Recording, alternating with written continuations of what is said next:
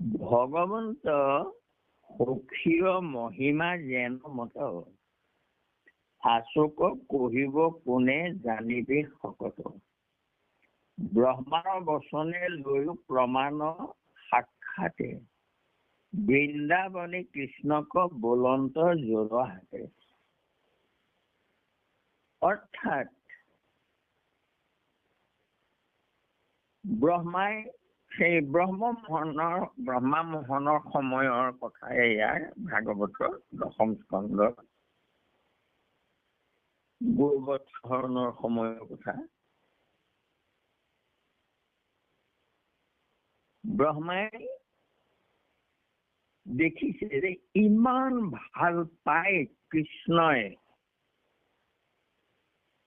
এই গৌবৎস তাৰমানে ইমান সুহৃদ সখীত্য ভাৱ তেওঁ ইমান প্ৰেম আত্মাই তাৰমানে ভাল পোৱাৰ দৰে ঘটনা কেলে ব্ৰহ্মাই কলে এই কথাটো যে গোপীবোৰক তেওঁ ইমান ভাল পায়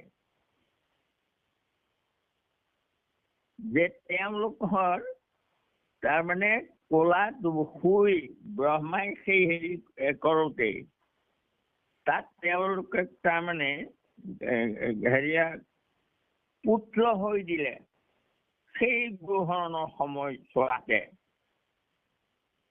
গাইবোৰৰ লগত সখীত্য তাৰমানে গাইবোৰে ইমান ভাল পায় কৃষ্ণক গাইবোৰৰ পোৱালি হৈ তুলি দিলে এই কথাটো তাৰমানে তেওঁ কৈছে আত্মাৰ মিলন সখীত্য আত্মাই আত্মাক তাৰমানে হেৰি কৰে যেনেকৈ তেনেকুৱা সেইটো সখীত্য বুলি কয় অৰ্জুন আৰু ভগৱন্ত কৃষ্ণৰ সখীত্য আছিলে কি সখীত্য তাৰমানে কৃষ্ণ পৰমাত্মা আৰু অৰ্জুন জীৱাত্মা তুমি জীৱৰ ৰূপ ধৰি দেহগত অৰ্থ কৰি সংসাৰত প্ৰৱৰ্তন যিটো অন্তৰ্যামী ৰূপ লৈ সবাকে চলাও মই তোমাৰ সাৰথি এই হেতু ভগৱন্ত কৃষ্ণ পৰমাত্মা আৰু অৰ্জুন জীৱাত্মা সেইটো তাৰমানে সেইটো কেনেকুৱা হ'ব তাৰমানে পৰমাত্মাই জীৱাত্মাক ভাল পাইছে সেইজন ভগৱন্ত কৃষ্ণই গোকুলৰ তাৰমানে গোটেই নন্দ আদি কৰি গোটেইবোৰক তাৰমানে সেই দৰে সেই প্ৰেমেৰে সৈতে ভাল পাইছিলে জীৱ জন্তু পৰ্যন্ত সকলোকে সেইকাৰণে ব্ৰহ্মাই আচৰিত হৈ এই কথাটো কৈছে যত জীৱ জন্তু আছে নন্দৰ ব্ৰজত তাসম্বাৰ কিনো মহাভাগ্যৰ মহত্ব সকলোকে তুমি ইমান মৰম কৰা জীৱ জন্তু পৰ্যন্ত তৃণতৰু পৰ্যন্ত তাসম্বাৰ কিনো মহাভাগ্যৰ মহত্ব নন্দাদীৰ যেন মহাবিশ্বাসৰ টমাট গবাদীৰ সেই মতে বিশ্বাসৰ সাক্ষাৎ এই কথাটো মই সেই কথাটো আগতে কৈ গৈছো সেয়া যে গৰুবোৰৰো তেওঁৰ ওপৰত বিশ্বাস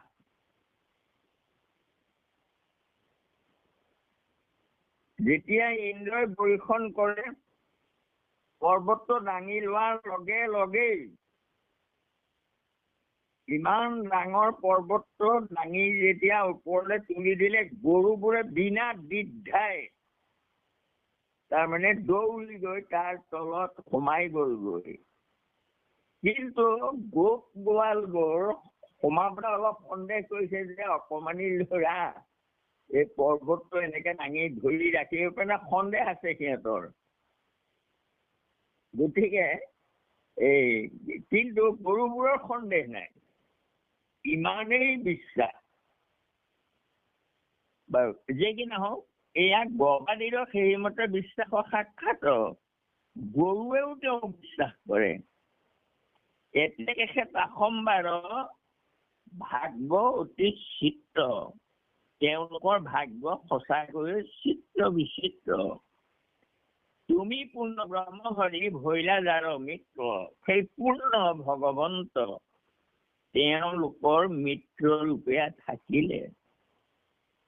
প্ৰাকৃত সহিতে মিত্ৰ বতি ভৈল যাৰ, অন্য অন্যে দুইকো দুই চাহে উপকাৰ।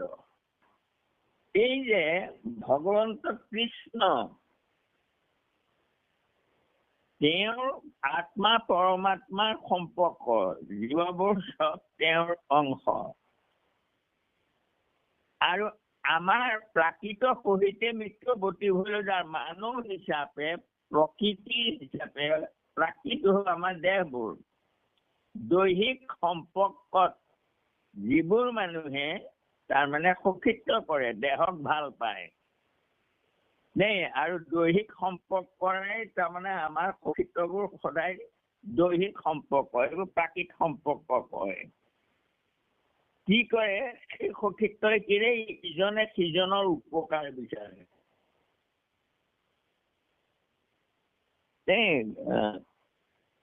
তুমি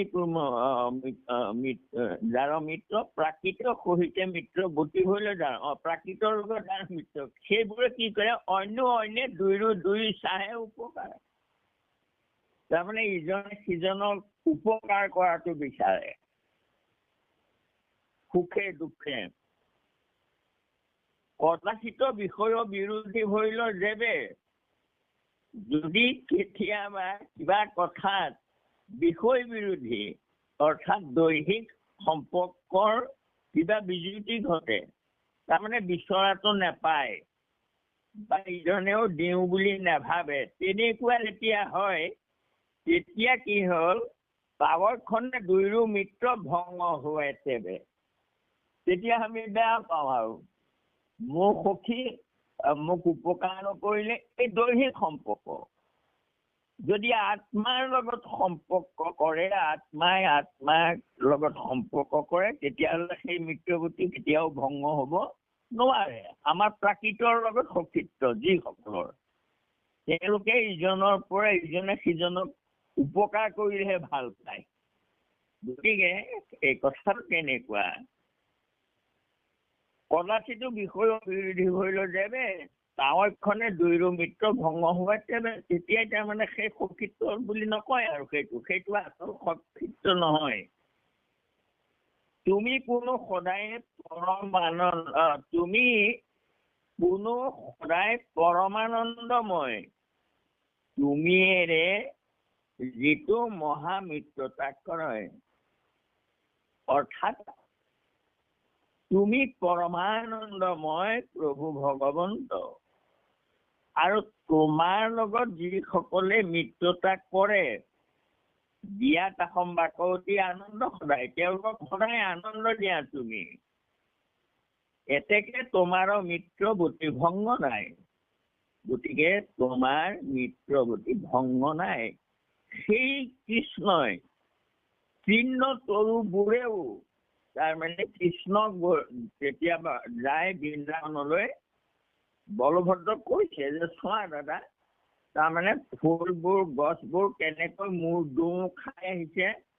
তাৰমানে কি বলভদ্ৰক কৈছে কথাটো যে চোৱা, তোমাক লগত মিত্ৰতা কৰিবৰ কাৰণে, তোমাক সেৱা কৰিবৰ কাৰণে তাৰমানে গছবোৰ যেন হালি জালিত আছে, যে তোমাক যে সেৱা কৰিছে, এয়া এইদৰে কৈছিলে।